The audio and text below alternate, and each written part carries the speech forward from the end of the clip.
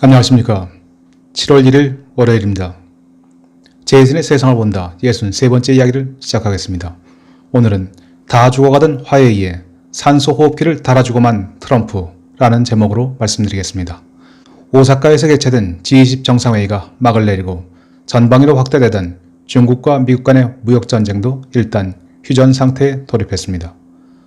트럼프 대통령과 시진핑 주석은 오사카에서 열린 양국 정상회담을 통해서 무역 협상을 조만간 재개하기로 하는 한편 중국은 미국산 농산물을 확대 구입하고 미국은 화웨이에 대한 제재를 일부 완화하기로 합의했습니다.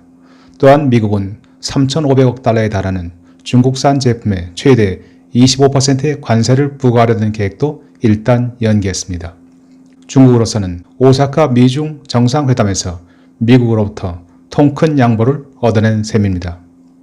특히 시진핑 주석이 가장 관심을 쏟았던 세계 최대 통신기업 화웨이와 관련해서 미국으로부터 제재 일부를 해제하겠다는 약속을 이끌어냈습니다. 화웨이에 대한 제한 해제 조치 내용을 살펴보겠습니다. 트럼프 대통령은 국가안보상 크게 문제가 없는 장비들에 한해 미국 IT 기업들이 화웨이에 다시 제품을 팔 수 있을 것이라고 언급했습니다. 이에 따라서 백악관 국가안보회의 NSC는 스마트폰 등 일반 소비자용 제품에 들어가는 부품의 수출은 허용하되 인터넷 중계기 및 교환기 등 무선 통신망의 핵심을 이루는 제품에 대해서는 계속 제한을 유지하는 방안을 검토 중인 것으로 알려지고 있습니다.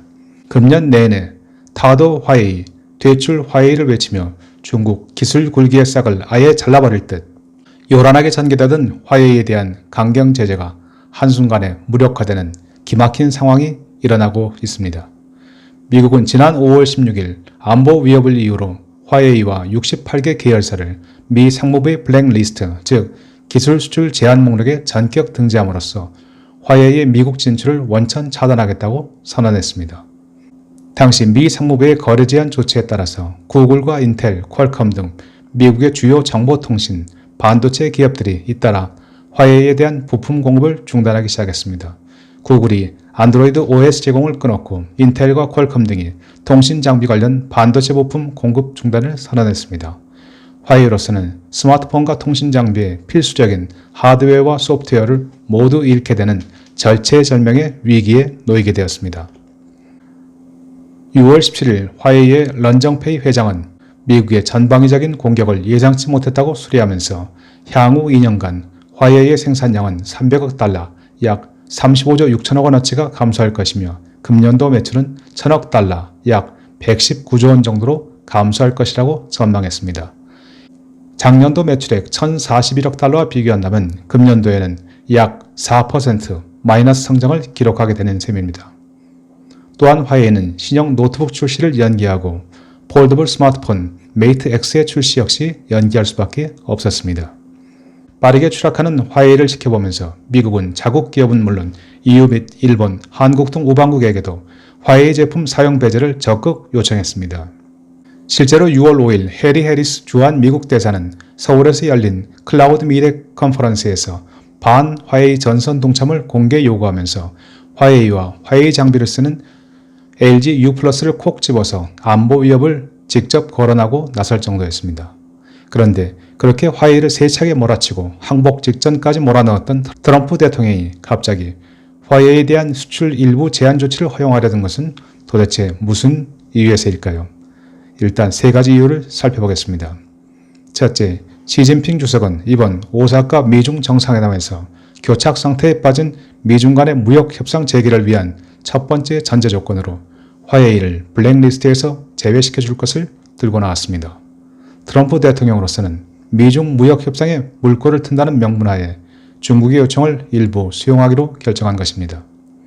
둘째, 트럼프 대통령은 미국 농업부문의 대중제재 해제 요청을 마냥 무시할 수는 없었습니다. 그간 미국의 농업부문은 중국에 대한 수출이 대폭 감소하면서 심각한 어려움을 겪어왔습니다. 게다가 금년도에는 중서부 지역의 대홍수로 한층 피해가 가중되고 있습니다. 정부는 200억 달러의 농업 보조금을 풀어서 지원하겠다라는 계획을 세워뒀지만 농민들은 시장 불안이 계속된다면 중장기 계획을 수립할 수 없다는 점을 들어 미중 간 무역협상 재개를 요구하기 시작했습니다. 트럼프 대통령으로서는 자신의 주요 지지 기반인 중서부 지역의 농민들의 애로를 외면하기는 어려운 상황입니다. 셋째, 구글, 인텔, 마이크론 등 IT 업계 역시 최대 고객 중 하나인 화웨이를 잃을 경우 당장의 손실도 손실이지만 자칫 향후 중국 시장 전체를 포기해야 하는 위험까지 감수해야 하는 상황에 몰리고 있었습니다. 화웨이만 피해를 보고 끝나는 게 아니라 화웨이의 부품을 파는 미국 기업도 손해가 커지는 셈입니다. 화웨이가 작년 한 해 미국에서 수입한 부품은 110억 달러, 13조 원에 달합니다.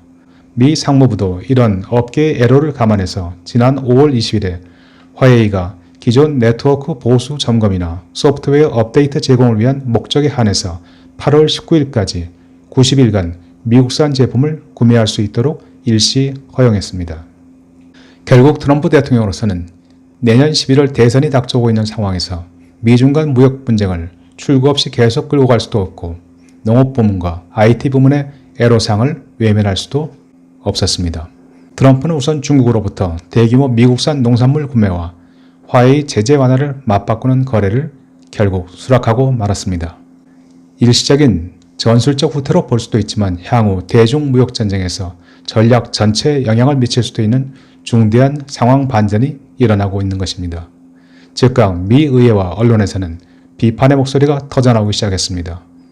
미 행정부가 국가 안보를 이유로 화웨이에 대한 강력한 제재를 취한 지 불과 한 달 반 만에 너무나 어이없게 제재를 풀어버린 데 대한 불만이었습니다.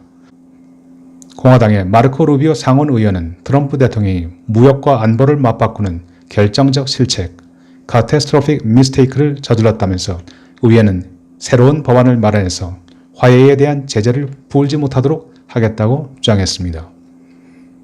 트럼프가 워싱턴과 베이징을 잇는 왕복 4차선 고속도로에서 베이징으로 향하는 2개 차선 중에서 일단 1개 차선만을 다시 열겠다는 의지를 보인 것이라면 의회는 1개 차선마저 톨게이트를 만들고 바리케이트를 쳐서 막아버리겠다라는 입장을 내비친 것입니다. 마르코 루비오 상원의원은 특히 이번 조치는 미 행정부에 대한 불신을 자초함으로써 향후 미국 기업은 물론 우방국들도 미국의 제재 위협을 심각하게 여기지 않을 것이라면서 트럼프의 돈키호테식의 좌충우돌, 즉흥적인 정책 결정을 비난했습니다. 중국의 반응도 아주 긍정적인 것은 아닙니다. 그간 화웨이는 자체 OS인 홍몽과 자회사 하이실리콘을 통해서 자체 반도체를 개발함으로써 향후 미국 기업에 대한 의존도를 최소화하면서 미국의 공세에 저항하겠다는 강경한 모습을 보였습니다. 화웨이는 이번 트럼프의 제한 해제 조치로 빈사 상태에서 일단 산소호흡기를 꽂게 된 셈이라며 환영하고 나섰지만 벼랑 끝까지 밀렸던 경험을 되살리면서 미국과 트럼프에 더 이상 신뢰감을 갖고 대할 수는 없다는 것을 절감하고 있습니다. 트럼프의 미국산 농산물 수출과 화웨이에 대한 제한 해제, 미국 정책의 일관성을 해치고 미국 제재의 효력을 무력화시킨 이른바 소탐 대실로 기록되지 않을까 싶습니다. 트럼프와 절친이었던 스티브 배넌 전 백악관 수석 전략가는 화웨이를 미국과 유럽에서 몰아내는 것이 중국과 무역 협상을 하는 것보다 10배는 더 중요하다고 강조하면서 지난 5월 화웨이에 대한 블랙리스트 지정을 대환영한 바 있습니다. 한때 트럼프와 가장 코드가 잘 맞았던 스티브 배넌마저도 트럼프가 이토록 빨리 변심하리라고는 생각하지 못했을 것 같습니다. 2020년 대선 승리를 노리는 트럼프에게 재집권에 도움이 되지 않는 모든 정책은 후순위로 밀리게 마련입니다. 끝까지 시청해주신 여러분 감사합니다.